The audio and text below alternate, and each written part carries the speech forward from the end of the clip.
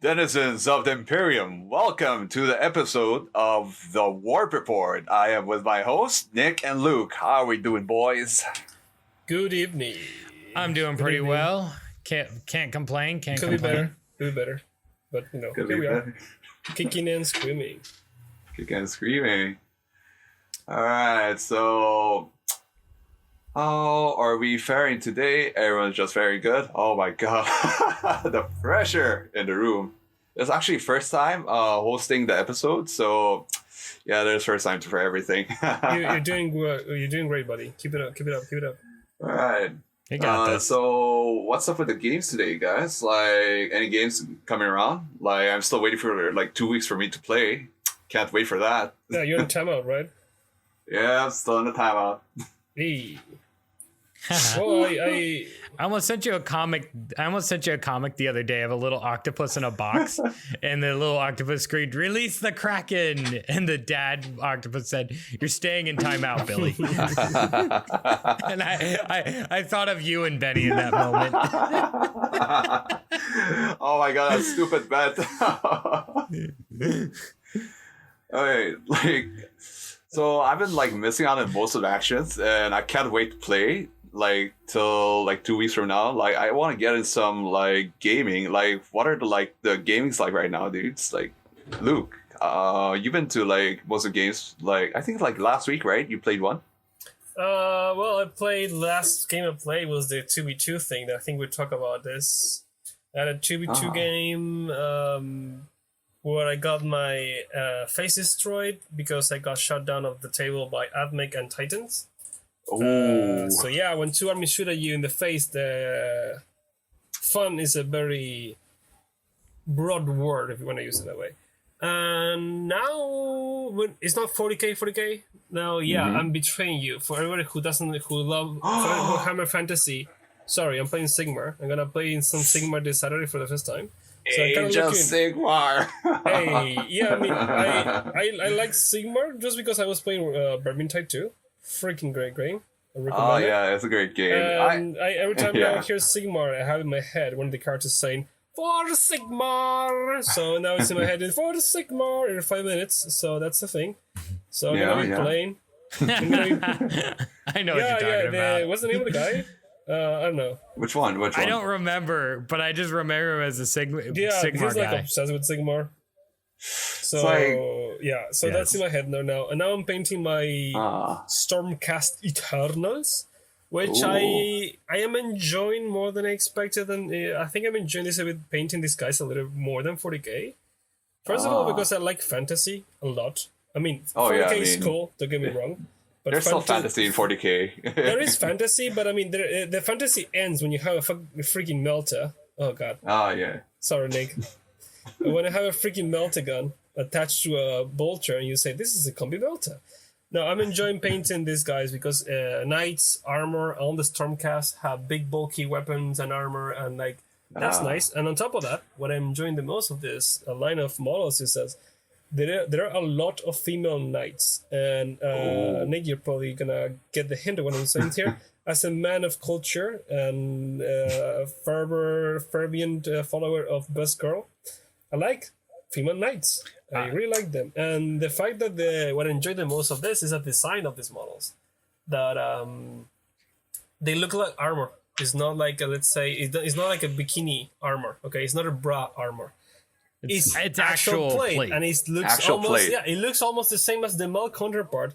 It's a little slimmer. So it's a woman in there. That's all, which makes It's perfect like sense. so it's different from Sorita's armor. Like in 40k, they have the rest armor, right? If I'm not mistaken, the battle bra thing. No, it's closer to that because it's still full plate. Okay. It's just a little details here and there, but nothing. If you look at from afar, and they're on the helmets. The only thing that tells you that it's a female from a male is just that the female is a bit thinner. Or I mean, it's They're a bit smaller. The model's a bit smaller. Not that much, honestly. I'm enjoying that. The model looks great. And I'm making my own weird painting scheme using red, blue, gold, and gray.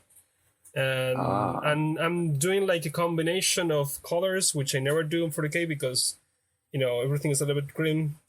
Grimdark. I mean, yeah. Age of Sigmar is also Grimdark. To be fair. Can we can just a request? Can we at least like green stuff like a little hat, like a little Santa hat for one of them?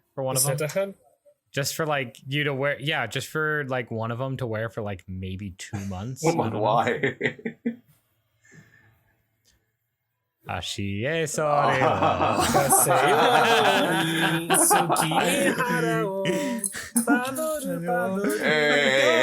Spooktober, my guys. It's Spooktober, my guys. No, that's why we need to start. Shivers down your skeletons. Shivers down your spine. How dare you bring Christmas into this? That's what I'm saying. Don't dare me, That's dude. what I'm saying, though. It's That's always what I'm part of the saying, season in though. my heart. We need to have you have like a little Santa hat just for Padoru season, which means you got to get started on the hat Basically, now. yeah. October is already Christmas. Rock, we need to. The goths hold the line. Let's be honest. Halloween's the only reason that Christmas hasn't creeped into October. The goths hold the line. Actually, reminded me that the Halloween event started today. Good catch. Thank you. Oh, did it? Jeez, I gotta go check that out. Anyway, back to 40K. Anyway, All right. I mean, I don't mind. I don't yeah. mind to talk about anime, but I think this is not the right podcast to do so. So, apologies to people who are listening to us who don't are into it, especially folk Remy and Stu and company. Anyway, so yeah, I was enjoying painting my Sigmar, guys. If Benny, sorry, Sigmar looks cool. I know you don't like Sigmar, but okay. The models are great. I'm enjoying painting this. I'm working on. I'm probably gonna meet the guys from the 40K group. They're in there. So if you're also interested in Sigmar in Korea, hit it up because probably be playing at All Dice kind of every weekend. So yeah, looking forward to it to learn. I have no idea what I'm doing. All I know is that I must kill. I know that they have Age of Sigmar in Kakotalk group also. Yeah. You guys could join there also. Like, Yeah. We're a part of the English-speaking group. They're like, hey, what models do you have for Sigmar? And I just like, Luke and I put together our list. Luke puts together like his 1,700 point Dominion box. And I dropped like an 8,000 point list. Like, I don't think people use those guys. Like, well, tough luck, buddy. I'm just like, well, what the hilarious part was Luke looked at I made an Unbound like faction list, which is just a collection of everything I own. And Luke saw it and thought that it was all for like 5 seconds until I saw the point value for like 5 seconds. Like, wait, you have all the keepers, the green and clean one, and the chicken and Belacor? Is this even legal? Wait, so you can use Belacor, the new one in Age of Sigmar also? Yes, of course. What? Yeah, and if you look at all demon models, actually his Sigmar rules were out first. He's primarily a Sigmar model. Because he has his own army in Sigmar. The Slaves to Darkness. Okay. But if you look at any demon box, they all say Age of Sigmar. Okay. They'll say Age of Sigmar, Warhammer 40K. That is... Because they can be used for both. That is interesting. And also by the... Technically, okay. Go ahead. Technically, they should say Horus Heresy, too, because they're legal for that, too. I mean, it's a cool thing that your army is, like, compatible, unless you have Thousand Suns, but all the models are Sigmar. that is true. Like, what are you... Okay, like, I received, like, your... Like, are you making, like, noise marine right now, Nick? Nick, right now? Like, you're making noise marine, right? I'm working on a singular model. Okay. No, I don't think it's I don't know which one you're talking about, but I have been working on at least one that I cannot disclose because it is my competition model. You just spoiled the show. But no, I don't. It hasn't been assembled yet. I'm just slamming some colors down. I'm just like surprised you haven't made any like what was that called? The Slanesh models of the Marines. Like what do you call those? Oh, yes, Emperor's Children. Yeah, like I do want to make an Emperor's Children army. I am waiting to see for the next codex. To see if they're just going to get revamped in a CSM, or if we dare to hope that they will be the next army. Because I'm thinking with T-Suns and Death Guard, like Death Guard 8th edition, Luke, they were in the No, CSM, 8th edition right? was then when they broke out. 7th edition, they were CSM. Right. Oh, okay. So I'm hoping that come next year we get, because we will get the Emperor's Children or the World Eaters. I mean, because it's been like next year marks like 2 years since the AdMech drop, which is about time we get around the time we'll get something. I've been new. hearing that according to a friend, he's been saying that Emperor's Children's in the next army, guys, since like 2004 maybe. So 2004. Yeah. Well, one person I said, I'm just like, Emperor's Children should be coming soon, and one guy's like, no, that's not happening, and I'm like, could be.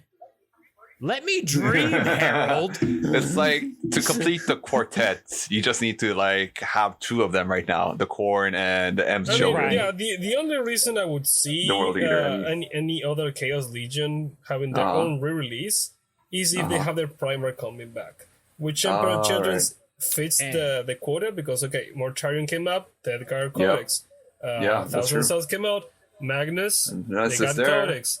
But Emperor's Children, they also have the Demon Primarch. The Fulgrim, right? Fulgrim is still kicking, alive and kicking. Yeah. But I haven't seen his model though. He's no, Fulgrim has been chilling on a pleasure world for the past couple of centuries after Rylanor gave him the world's biggest middle finger. What did he do? He was an absolute chat. So basically, for 10,000 years, Rylanor sat on Istvan 3. The atrocity sat there and just broadcasted a signal saying the ancient awaits. Ooh. And naturally, so Rylanor, to give you an idea, is part of the original company of the Emperor's Children. This man fought with the Emperor. Yeah, he was an absolute badass. So he's a loyalist. He was a Marine. He was an absolute badass. He got basically crippled for life. And the Imperium did what they do best when a Marine is crippled for death. They put him they put him in sarcophagus and keep them torturing forever inside a dreadnought. They put him in a wheelchair with guns. But yeah, so he is on Isfahan 3, and finally the Thousand Suns actually pick up this broadcast, which causes Magnus to know, or not Magnus, Fulgrim to notice it. So Fulgrim drops down and confronts this dead dreadnought, who only answers with the best line one of the best lines in all of 40K. Whenever they ask, "Who are you?" he said, "I am he who remembers. I am the Ancient of Rights." Oh. And he looks at Fulgrim and says, "You have fallen." Paraphrasing here, says, "You have fallen from the grace of the Emperor. You are an abomination and a disgrace, and you are not my Primarch," and sets off a virus bomb. Yeah. Exactly. Basically a Raptor controls it, so controls the blast because they can control time. So Rylanor, being a half-dead dreadnought, half dead by dreadnought standards, so decides, fine, I'm going to take my fist and attempts to punch Fulgrim. Yeah. So to quote him directly, since I just have it, it says, when he is about to punch the virus bomb, he says to the beautiful Fulgrim in the face, says, "All we have left between us is that we will die together. I am Rylanor of the Emperor's Children, Ancient of Rights, Venerable of the Paladin Host, and proud servant of the Emperor of Mankind. Beloved by all, I reject you now and always."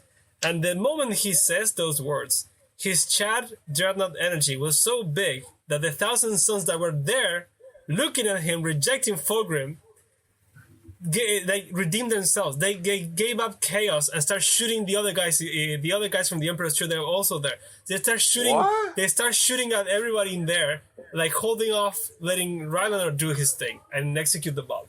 That's how badass his rejection was. And now, mind you, there's a Raptor who is holding the virus bomb, and Fulgrim cuts Rylanor out of his dreadnought. Pulls him off the body, the carcass of the man inside the dreadnought. Oh. Yeah. And so the captain of the Thousand Sons looks at him and says, Rylanor deserves better than you, Primarch. He deserves better than all of us. Pulls out a bolt pistol and caps his own Raptor Ray. And which ends the spell because the Raptor Ray was drawing on him for power. He just shoots the guy holding the virus bomb in the head and says, we're all going out. And it actually almost killed. That's where we figured out that virus bombs couldn't kill Primarchs. It almost killed him. A virus bomb cannot kill a freaking Primarch? It can kill a Primarch, not a demon Primarch. Oh, okay. Yeah. The basically for something like Gilliman with his new armor or a demon Primarch, you need the God Blight. Yeah. You need the new God Blight virus. Yeah. The Nurgle trademark. So I want to get because I believe Rylanor is a Contemptor. But I think it's or a Leviathan. I think he's a Contemptor. Leviathan.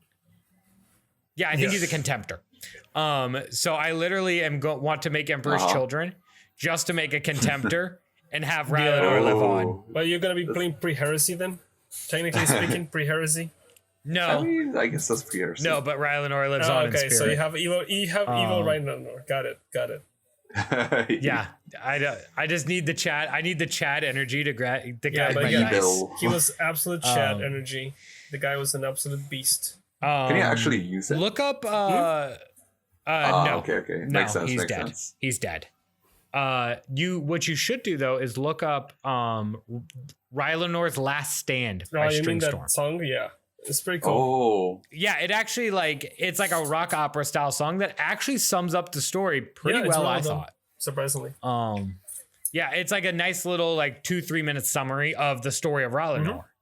But it makes him one of the favorites of the whole Warhammer of the Warhammer scene, but it also helps make the Emperor's Children the favorite. Him, Tarvitz. Tarvitz was a Children. And a couple other characters, but people love the Children. Plus, their Marines, some of their guys their weapon is literally a guitar. Yeah, the noise marines, the guitars. Yeah, so their weapons actually, you can actually take weapons on them, noise blasters. Your opponent doesn't get. They have short range, but your opponent doesn't get cover. I mean, it's sound. How are you supposed to guard himself? How are you supposed to guard yourself with a sound? Exactly, so you don't get cover against it. But yeah, does it count as cover? No. Because it literally, the sound is so intense it explodes you from the inside. How much AP does that have? I don't remember. It's not very It's high. like a D3 It's like a flamer. damage. It's like a flamer. Okay. Yeah, it hurts, but yeah, it hurts. It's like, think of a short range melt up. Okay. But yeah, it's a pretty cool model. It's pretty cool. Plus, I just want to run some but I also want to run Chaos Knights. I'm just gonna have to stop you right there. I'm gonna quote Oblivion. Stop there, fiend! Stop, dude! I'm warning you. And I'm gonna quote our beloved god Remy. Don't do it, please. I'm begging you. Don't do it. Think about the space in your apartment. Think about the luggage you need to pack eventually, dude. I'm gonna show up with a single Night Desecrator, and you're just gonna hear Luke from Luke's just gonna feel a disturbance in the force. Stop! You violated the law. No, I'm gonna see you pulling out your credit card to buy it, and then I'm gonna somehow you will hear in the distance a groan. So I'm just gonna hear really angry Spanish and be like, "Who's watching soccer?" You mean actual football? Sorry, not sorry. But no, something I love though. Actually, the other day I was watching the League of Legends World Championship starting. I was watching the highlights from the Spanish leagues, the South American leagues. Dude, the Spanish leagues are way more entertaining in Spanish than they are in English. Because the broadcast people, the hosts, actually make an effort. Oh, I'm watching European, US League of Legends events. he goes to mid, he farms, he kills. No, I was gonna say, Meanwhile, they're he's great. taking the mid, he's killing. Everyone's just like, yeah, dude, it's fun. Yeah. It's you literally the hosts I've seen in English-speaking countries make the whole events lamer than it already should be. Damn. Yeah, and like the thing is, like all of them Sick pop birds. off for some reason. For some reason, Spanish is always better. Is always the best language when Of it's course. yelled. Spanish is like the best language. The when it's energy yelled. is there. It's so conducive to yelling. The energy's Yeah, there, and and the passion. You can just feel it, honestly. It flows very well. So it's very And conducive honestly, to yelling. even in the radio, you can really like tell, like, oh my god, I don't know what I'm hearing, but it's fun to hear. Dude, you don't Yes. know true soccer. You're gonna pull away. I call it football soccer because you're not gonna understand what I'm saying. You don't know true football unless you living in these countries and you watch the football game on TV while listening to the radio at the same time. Why? Because there is a delay between the images and what you get from the live broadcast on your TV, but the radio is faster. So you always you can hear the radio everything on the radio first on the TV. So you're like my grandfather. You just like watch the TV and put the radio, but mute the TV, and you will hear the goal on the radio like 2 to 5 seconds later. You will see on the TV. So like goal, and then he was in the screen and the TV like yes. Coincidentally, they were still yelling goal by the course. time it happened. It's I used to look up the commercial sometime where they get the really famous Mexican soccer announcer to do golf. oh yeah, I heard about that. It makes golf fun. He made golf fun. Yeah, Oh, yeah. It's a really Yeah, funny but commercial. Speaking but, of fun, though, like, is it fun for you guys to like magnetize your models? Like, how is it? Like, in my case, I never like tried magnetizing models, but like when it comes to efficiency of switching parts, it seems like a necessary thing to do. But at the same time, it's like Yeah, I mean, I kind of like magnetizing my models. Now, I used to hate it a lot more, yeah. but I recently got a new set of Mr. Hobby drills, which have, let me grab them right here. Give me a sec. All right. It's 5 drills, and they have their sizes listed under them, and they're color coded. So I have a 1 millimeter, a 1.5, a 2 mil, a 2.5, and a 3 millimeter drill. And I have 1 millimeter, I have 2 millimeter and 3 millimeter magnets. So I can drill into my pieces and know exactly what size I need to grab of drill. Or, sometimes I'll have like 1 millimeter magnets, and I can just grab the 1 millimeter drill into the arm. Yeah. Boom, done. But it is very, very important to have good drills. Like, let me tell you, I mean, drilling with a cheap drill. I'm an animal. I don't have drills and I don't magnetize. Do you do what Remy does, and you just? I think what Remy was. I don't bother with magnets. I just buy more models. No. I don't buy. I have a few magnetized. Yeah, with my bladers. Only like a few models, but not much. The only thing about magnetizing was Wings of Mortarion because he's annoying. Yeah. He's very fragile, also. And I magnetize my Benatari for the Custodes. That's all I magnetize. I never bothered magnetizing weapons. Because in most cases for our Terminus Rock, for Death Guard, the heavy bolters are just fine. You only switch... I think you only switch one weapon, which is the Reaper Cannon or the Blade Launcher. That. So you can just have one heavy You marine don't dedicated. switch much of that. I don't switch most of my units. Let's see. I have 2 dreadnoughts with their arms magnetized because, of course, dreadnought arms should be magnetized in space marines. Space marines. I glued mine. Both So it's too late for me. I only go Unless it's one a way. relic contemptor. I only go one way. Relic contemptors don't need to because you're going to take the Volkite culverts. No, it's like exactly. Leviathans or Redemptors. All right. Or Venerables or Ferocious. I think Daredeo. Darodero? Daderos? Doro? I'd have to see it. I know what you're talking about, though. That sounds like a VTuber What a name. giant No, cat you're thinking was of a Dora. Doro Hedoro. Why does it sound like Dora? Okay, guys, I'm making the 40k VTuber chant. It's just a dreadnought. It's a dreadnought waifu. All right, done. And she's in forever pain and done. suffering. But yeah, what else have I magnetized? My keepers. Their arms are magnetized. All right, the weapons and everything. Because even though the sword can't change, that's for transport purposes. It sticks out. But the left arm, changes between a sword, a whip, or a knife, a whip, a shield, or a hand. Mm-hmm. So I have that magnetized. And usually what I do is I get a 2 millimeter thick magnet and I drill down into it. I have a 3 millimeter by 2 millimeter magnet that I drill in. Pop that in there, put some super glue in it. Good to go. Yes, let's see. I have Magnus's wings magnetized because he's such the way his model was designed, there's like little inserts almost inside his wings where you can slip some magnets. Oh, that's pretty cool. And then the inside of his no way, are you telling me that they and then the inside of his that? model though, because the wings go into his back. The indents are inside his back piece, so you can literally. What I did was I slid the wings in with the magnets.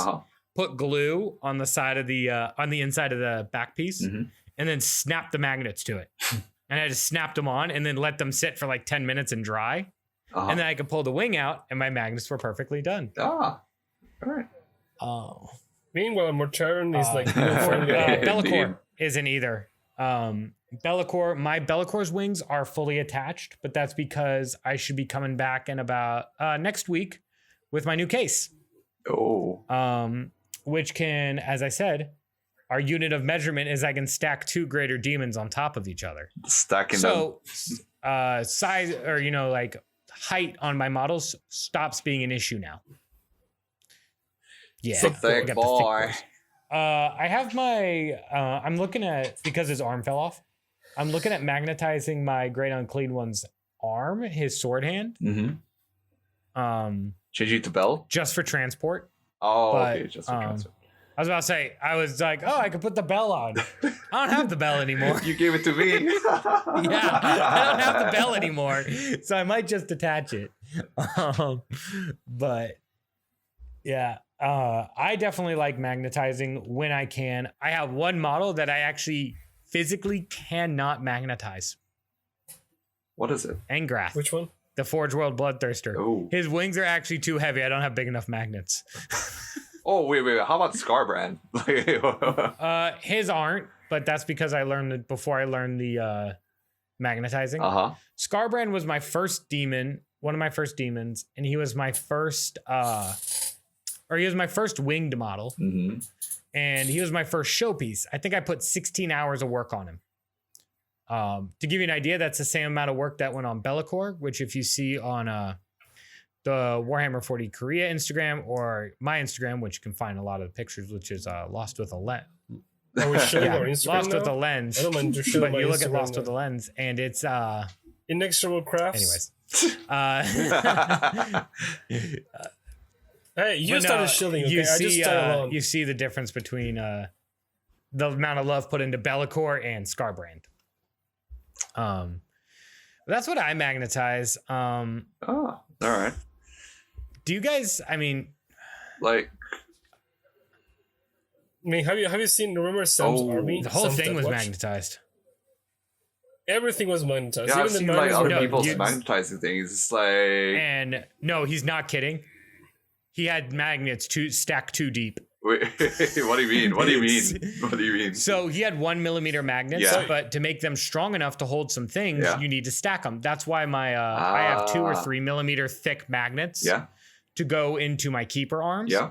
Because the shields are only 1 millimeter and they constantly fall off. So you're supposed to stack the magnets too deep or get like a 2 millimeter or 3 millimeter magnet. Yeah.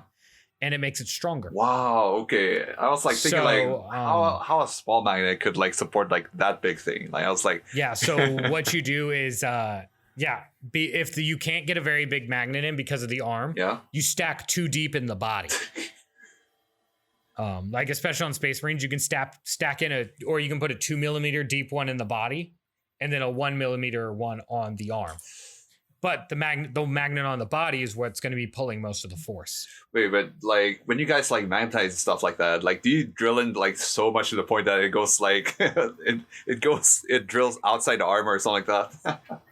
Does that ever That happen? would be stupid. No, because I usually I'm pretty good at gauging it. So I'll also, but I pull my drill out pretty regularly and check how deep my drill is. Okay. Because it seems like a newbie mistake if you think about it. Like, first time doing it.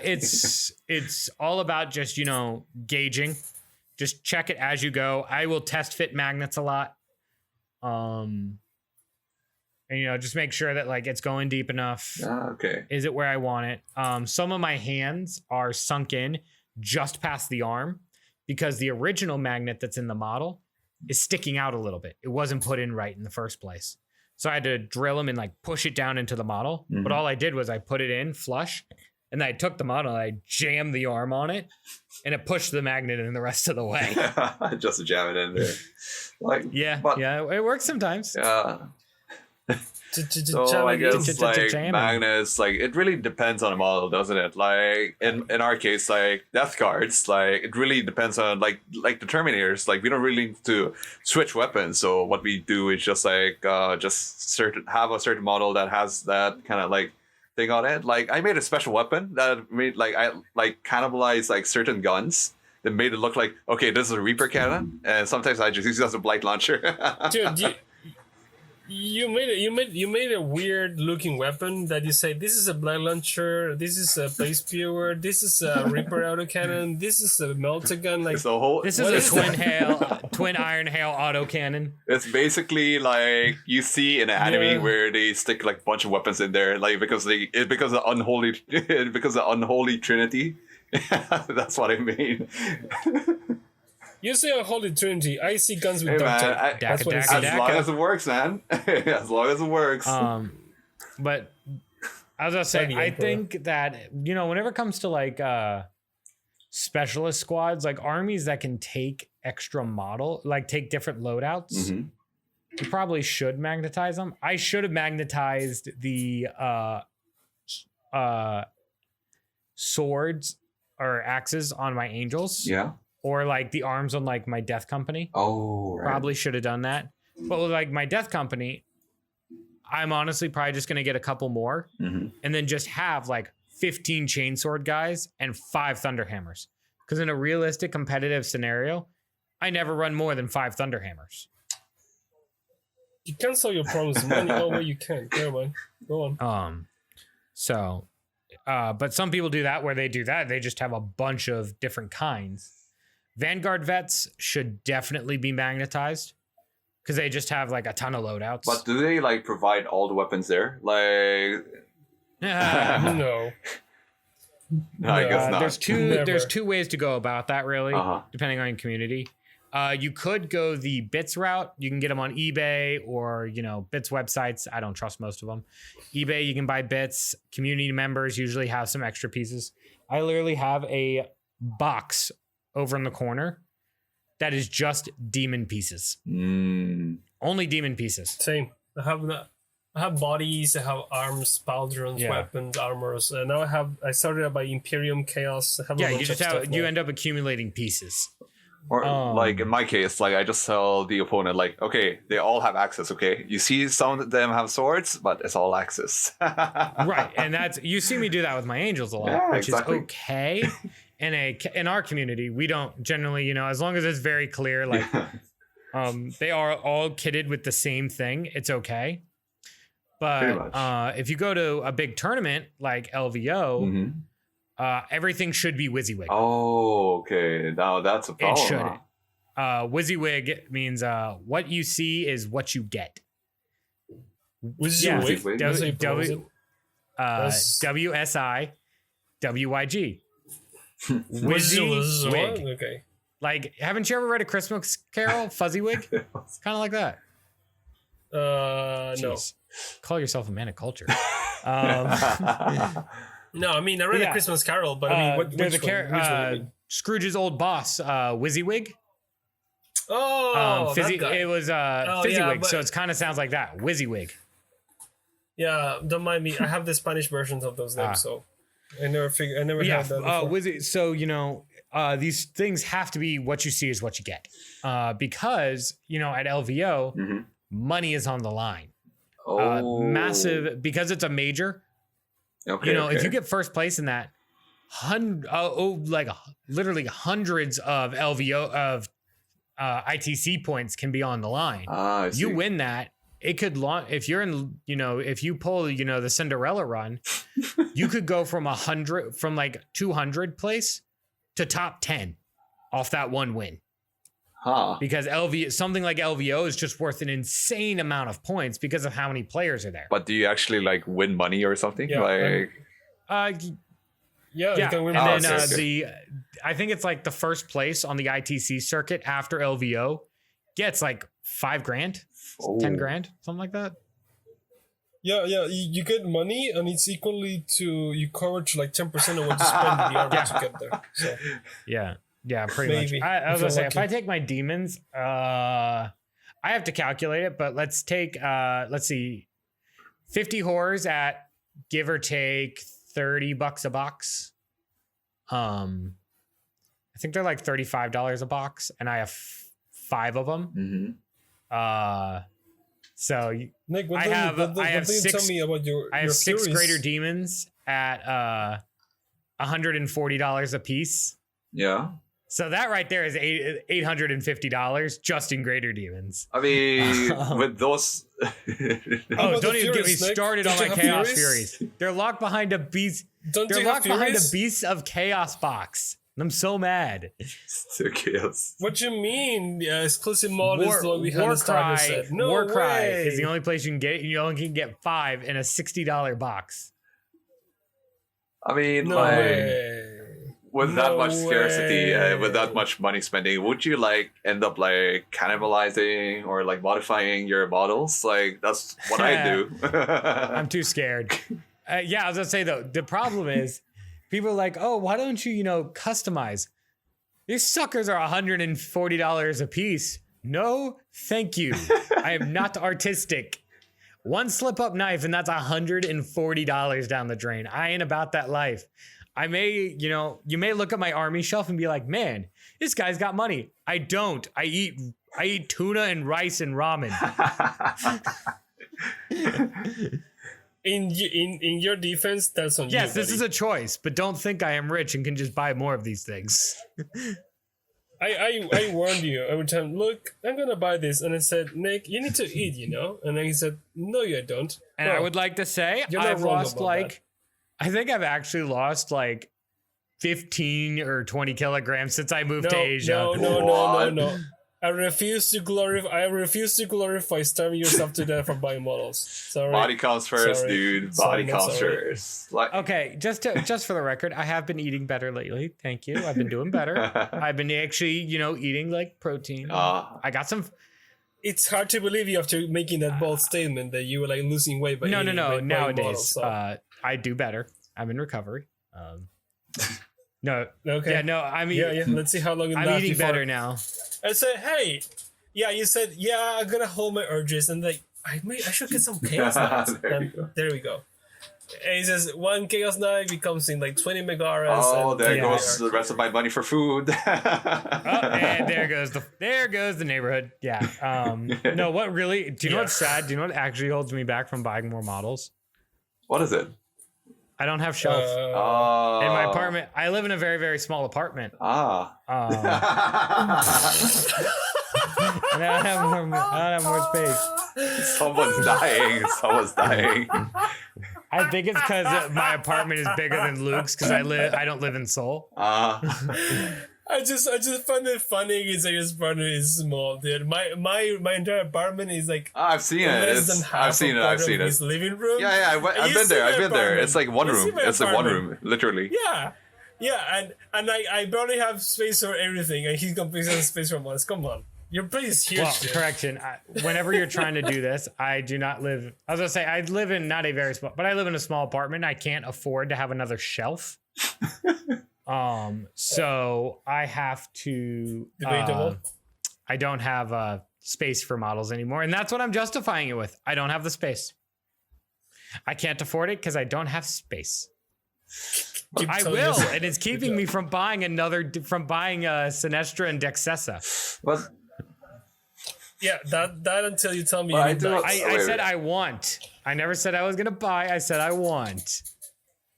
Is that a want, and then it grows into need. I mean, there's a No. difference between a need and one. So let's put a borderline don't- there. Yeah, the difference between need and want is Rami saying do it every 5 seconds for a month, and then it goes I did. into Yeah. need. The real thing I'm looking at here is I want them to like customize them, but at the same time, I don't want to paint those things. I'm looking at them like, Lord, I don't want to paint that. I mean, also What, like Dextressa and what- And the knights, they're just huge models, and I'm like, I'm vibing with my like little pink horrors over here that I'm working on, and my infinity models, like my little models. I'm like, this is nice. Yeah, I got some questions between like customizing and modifying things. Like for example, like so you've seen some of my Terminators, right? You've seen them having like Sigmar's models, like pieces of Sigmar's model and some Plague Marine like parts there as well. Like is that like legal or not legal when it comes to like tournaments or something like that? Because I want to know. Yeah, so basically, as long as you follow certain parameters, you should be fine, even for competitive. Of course, what you see, what you get should be the basis, but nothing stops you to having some Sigmar pieces, some other stuff pieces, depending, of course, the venue. Okay. Because if anything that is not getting workshop, you're in the wrong. But in most cases, it should be fine as long as the model is distinctive enough and you can figure out what it is. For example, for us, okay. I have a custom Lord of Virulence. He looks nothing like the original model because it's a completely 3D printed monstrosity that made with different bits. But you can easily tell at first glance that, he's a Lord of Virulence. He looks nothing like the other ones. He has the same vibe. He has the same loadout. He has the same weapon. You look at it and say, this is a Lord of Virulence. Okay. So you're safe with this. So same happens with other things like that. You can make sure that the model fits certain criteria and should be fine. And there's it's that moment as long as it can be clearly identified. It's the 1 meter rule. As long as you can clearly identify the model from 1 meter away, it's good. Okay. So like I also like heard like when it comes to like making things, like it has to be like how many percent GameWorks No, that stuff, no longer applies or anymore. like It used to be that way. That rule is out. Oh, seriously? It used to be the main body had to be the original kit. Oh, okay. So people would like, you could do whatever you wanted to it, but like the original, like it had to be at least like 50 or 60% original kit. And then you could build, that's why green stuff was so popular. You could build on, you could take the original model and then just build on top of it. Yeah. And that was completely okay as long as it got cleared by a TO. Oh. Now, if you show up with a 3D printed head on your captain, your whole army's disqualified. What? That's insane. What the heck? Only for certain tournaments. No. We're not disparaging any names, but only for certain relates tournaments. to the main company. Those ones, get away from any kind of 3D printing monstrosity you can make. Yeah. What GW's statement was, and someone feel free to correct me, was if it is a commercially available part, it cannot be used. You can make your own. So like we have our local White Scar Benny. He has special shields for his White Scars. Those are totally legal because they're not available on the open market. He made them himself. He has his own That's okay. producer in that aspect, so he had someone made those for him. So as long as you made it, so it's 100% like as long no as problem. you made the model, even if the model it can be something original, not just the bits. But that's the rules now regarding that. For one of the latest events, they said that if you wanted to do that, you had to submit in like many months in advance to the TO photos of what you wanted to proxy, just to make sure that it was clear and it was like legalized, and of course with proof that I made this bit. It's not it's not commercially available on the internet or whatever. So that is basically the rule. But the parameters in general for most cases is that the model must be identifiable from afar, but also the most important thing is size. Because I mean, okay, I get it. Having this guy, having, for example, my captain on the bike doing a sick flip, or doing a wheelie, looks super badass. Don't get me wrong, but normally he should not be able to do that because he's gonna be super tall. That means like I can put him in a corner and he can peek out outside the building, and he has more space to see. He can see better, but he also can be seen better. But that's an advantage. That's modeling for advantage. We had this. But also you can't be, you're thinner. You're thinner because you're not as long anymore. So we had the discussion, I remember, with some community members that were like older players, especially someone who was playing for like a lot of years, about the term of using the flare. Oh, but in X edition they had the flare, and the flare was saying that it should not be legal to be shot at. And like, yeah, that was legal back in the day. But in addition is, if I see you, I'll shoot you. And what was it? It was the pop up because you say, if that's the case, I can bring my obliterators from second edition that are super small. No, you can't because they're too small. Oh no, I can make a giant pole that can see all across the board. No, you can't because like it makes sense for your side, but I don't think anybody in their good mind will agree to have you tank with a giant pole that can see everything. So the discussion happens there. Rather, there is boundaries where you can get away with things and know when it comes to modeling, but I always try to keep it outside for advantages. For example, in my case, I have a model which is a dreadnought that I 3D printed. I'm not gonna lie about that because he's clearly not official at all. It's a 3D printed model I got. It's a Contemptor dreadnought with bulk heights. One of the bulk heights is on the shoulder pad. It's peeking out.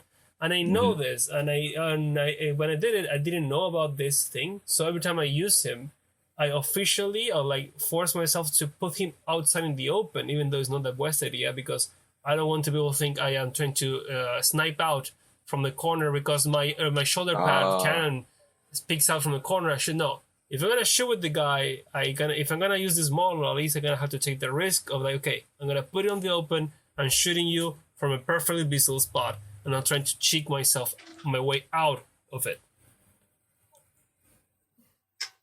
That is pretty good. Yeah. Because I remember there's an issue a while back of Caneptic Tombstalkers. It's a model. It's a big Necron centipede that stands on its back legs. Everyone modeled it laying down. That's where this all ended up coming from. Like these modeling for advantage is because of things like the Caneptic Tombstalker. Right, those centipedes are freaking huge, right? But I've seen like some of the models they're all like down. It's like, how are we supposed to shoot that thing? Yeah, no, now they can't be. They have to be up now. Okay. I mean, there are like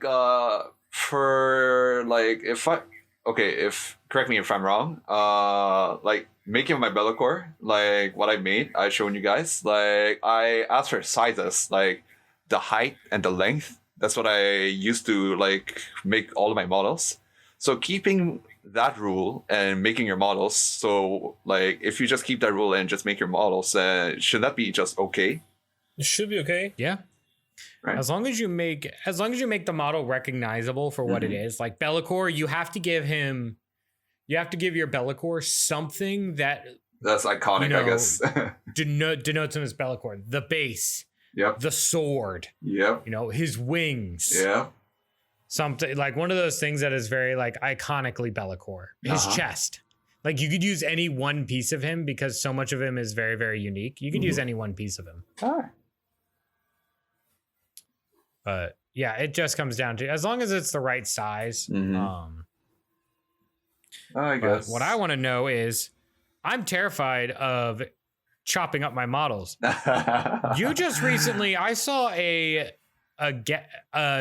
Demon Prince is a Gaz with bloat drone pieces on it. That's like 100,000 won in models. Yep. The Demon Prince is like 50. It's like $50.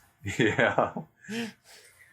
I guess like in cost efficiency side, when it comes to cost efficiency, it's like I'm spending more or something like that. But at the same time, like when you buy a model, it comes with like certain pieces that you don't end up using. So I find that a waste not to use it. And like I was like thinking, so how am I supposed to make a wing for the Demon Prince? So since he's wearing a mech suit, why not just give him a like some sort of like jetpack? And like, what can I use for a jetpack? And I was like looking around my spurs and inches, and I just saw like, hey, I could use this blood drone as like his jetpack basically. Put some turbine in there inside the blow drone's head. Just combine them together and attach it to his back. There you go. That's a wing. There you go. I remember I had a Layla Hesperax that had a gap in her shoulder pad. So I cut the face off of a sanguinary guard head, which is a screaming face, and shaved it down with a hobby knife down to the shape of her shoulder and slapped it on there. So she now has a flayed face on her shoulder. Nice. Yeah. Well, basically, it was actually pretty fun. I do that often too. For my Dominion set, now I cannibalized the body because I had when you're building chaff, you're gonna call it that way, because all the models kind of look the same to some extent. I did some abomination, and Loki was like, "Oh my god, I'm burning! I am clipping through $100 worth of plastic, and like this feels guilty." But outcome was great, so I'm happy with that. But like for the bigger models, I don't do much unless I'm doing some mixes. For my Indomitus, I got scared when I did some thing. I had my Indomitus box and I did some slicing and stuff in my chaplain. And yeah, I had to cut some stuff there. It was scary. But overall, it turned out great. I mean, it looks good. But because I was using the guy. I was doing a chaplain on the bike. So I used the body from the chaplain. So I had to slice the chaplain torso. And then I needed the lower area of one of the bikers. But by mistake, because I did not pay attention until it was too late, I was building the sergeant biker. So the sergeant biker from the Dominatus set doesn't have a helmet. He has the helmet attached on his legs. It's like carrying the helmet on his legs. So when I finished building my guy, it looks great. And then he said, wait, he's wearing a helmet and he has another helmet strapped to his legs. I'm like, oh no. Oh yeah, that guy. Mistakes were made. So I was like, what do you do? So I did what any sensible person would do. I sliced off the helmet and said, okay, now it looks even weird. So I just grabbed a chainsaw that had a spare chainsaw and just slapped a chainsaw over there. Now my chaplain is overkill. Chaplain on bike has the cranium and a chainsaw just strapped around there, just dragging a chainsaw for the game. It looks cool. Definitely. It's illegal? Yeah. No. But I love it anyway. Yeah, I mean, if you ever mess up, you just gotta, sometimes you just gotta jump into it. And if you mess up, grab a piece out of the box, make sure that you just keep going. I will say the two biggest things is measure twice, cut once, and have a lot of spare parts. Because you're going to miss and you're going to have to cover something. Spare parts, if you ever come up with like issues with like, I know like I've made some sprue glue in the past. No. I don't know if you guys use that. Nope. You take like cement, like Tamiya cement, and then you cut up sprues and you put it in the in there and it dissolves it, but it makes like a plastic glue, and that is the same color as your sprue. As the GW models, so that you can use it to cover gaps. That's pretty cool. Like I should be buying that thing. What the heck? Sprue glue. Yeah. Why do you think I save all my old sprues? I need to make some more. So I save all my old sprues, cut them up, and then just dissolve them in this stuff. Yeah. And then you can use the little brush that the plastic cement comes with, and you just brush it on to where it needs to go, and you can fix things. You can fix marks you make with your knives. That's just kind of cool. That's actually pretty cool. Like I didn't know about that. Like what I used to like patch things up, I just used the epoxy clay. Right. To make things like literally. I just make everything out of epoxy clay. Like, I need a horn. Make it out of epoxy. Made it out of epoxy clay. The downside of epoxy clay is it'll stick off the model. Yeah. Like it's really hard to get it perfectly flush. Whereas sprue glue just brushes on and you can just feather it out to be unnoticeable. My issue with epoxy sometimes I mess up. on my fingers, so I got sticky, and I accidentally grabbed the model, and then my fingerprints are on the wall, like, oh, crap baskets. But like recently, the biggest conversion I made, I got a Sigmar model, and I turned him into Custodes. So I have this unit, which is the Custodes Captain Untitled Jetpack. So it's super cool. I get it.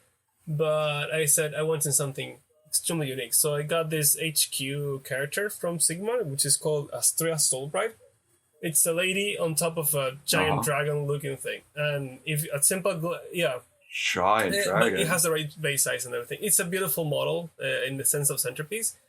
And at first glance, I said, "Hey, I could turn into Custodes." So I grabbed my bit box, and I had I built 2,000 points of Custodes a few months ago. So I had a lot of Custodes bits. So I just redid the whole thing. I changed the base. I changed the model. I put like shoulder parts, weapons, kitted out, and she looks fantastic. Okay, she looks gorgeous. And if you look from afar, it's just like, wow. This kind of looks like in the sync of 40k, but of also Sigmar.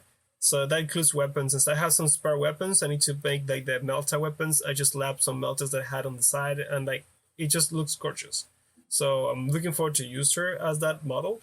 But now I'm gonna play in Sigmar this weekend, and I asked the guys, "Hey, I have a converter model that it's a Sigmar, but it turned into 40k. Can I bring it?" I said, "Sure, bring it." So basically, I'm gonna be doing Sigmar fantasy, but my HQ is gonna have a bolt gun. I mean, a bolt spear. So yeah, it'll work. I'm sure she'll do for work. She has a storm. Yeah, she has a storm shield and a bolt spear. So yeah, should be fine. Welcome to the Thunderdome, kiddos. It's something I find it funny. I remember back in the day, I was watching about this thing on Sigmar, and someone mentioned, "Oh, here's a family heirloom. It's a legendary weapon that's been passed down by 7 generations." It was a chainsaw. A freaking chainsaw. It was a chainsaw, yes. A chainsaw. Yes. This is a secret weapon that can cut through everything. It was a chainsaw. How? Don't ask questions. Just, it's a chainsaw. Yeah, because technically back in the day, 40k and Sigmar, like they were this shared universe because of the warp shenanigans. So they could things to mix it. But I will remember this thing that my friend when was telling me, like, the legendary Asian weapon was a chainsaw, and I thought like Age of Sigmar is before like the 30k. No. Age of Sigmar is a completely different universe. Yeah, different universes. They're all connected by the warp. But the warp can reach both. That's why pretty demons cool. here and there. Wow. Did I ever tell you guys about the most jank conversion I've ever seen in my life? Well, what is it? It is the most hilarious moment of WYSIWYG I've ever seen. Luke, I think I know you know what I'm talking about. We had someone who wanted to do WYSIWYG with their models, but they had kitted them out and built them with the wrong thing. So this man shows up to a tournament with, I kid you not, lightning claws and hammers and shields and jump packs magnetized onto his models. Not onto their not like magnetized arm. No, he put a magnet on the man's power fist and slapped a claw on top of it. How does that work? It technically counted. He just had gold hammers and claws and shields that he would just put magnets on the hands and guns of his models and just slap them on. Or he'd put like a big magnet on their back and then slap a jump pack on. That's big brain, dude. That's like big brain. It worked. It worked. But Lord, it was the ugliest thing I've ever seen. Have you seen that meme? No, like, bro, like I'm still mad about this. I can sense like, just it. looking at it. Space Wolves deserve better. It's the same guy. Space Wolves deserve better than this.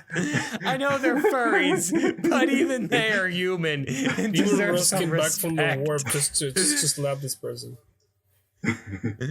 Lehman didn't get his heart punched for this. Too bad. Lehman didn't lose a heart for this.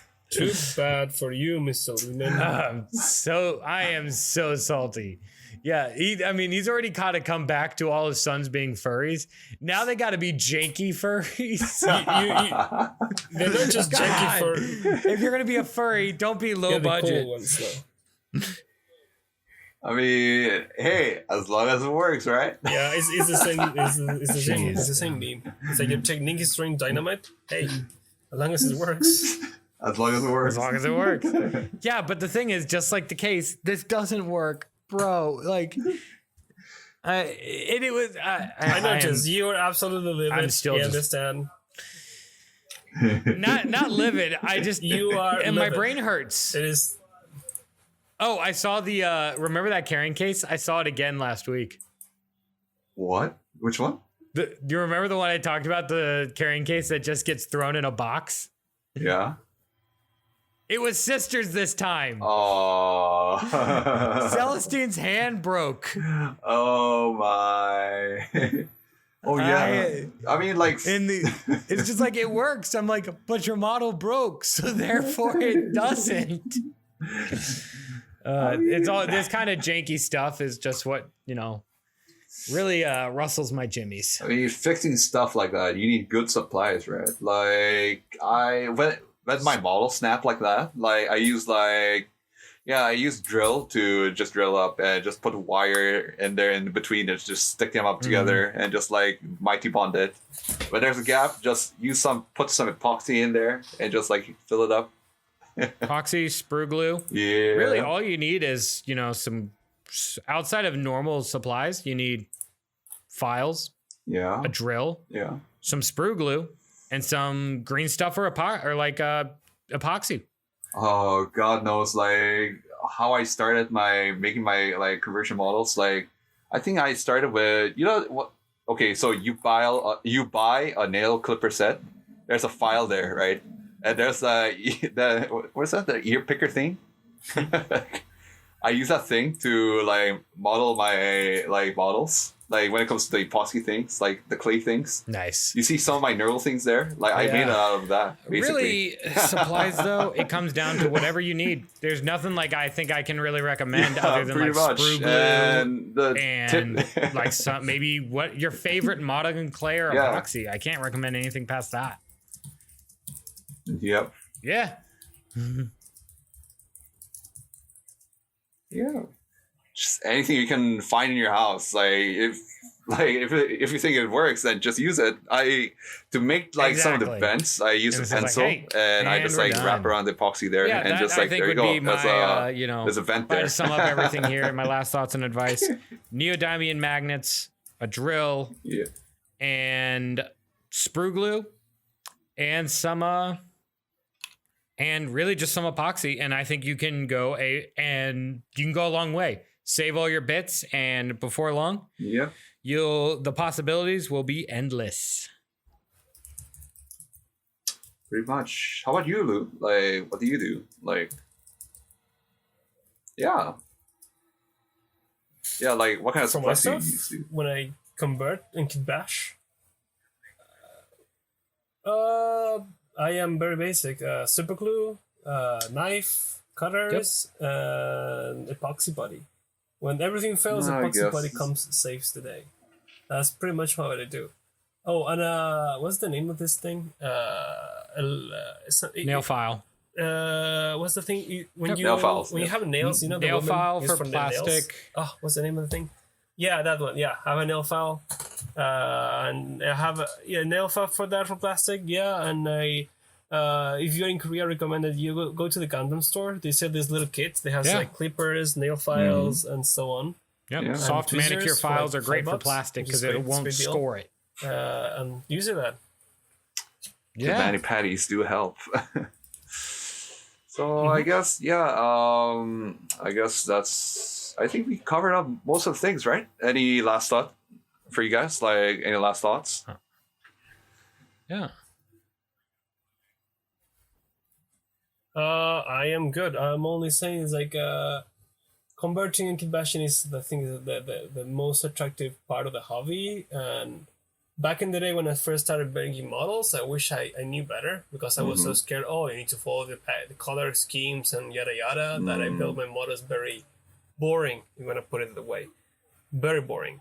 And now I'm just like, oh, this guy has just have fun, make sense. it unique. That's all I can say. Just have fun, make it unique. Do it. Don't bother. Just do it. Yeah.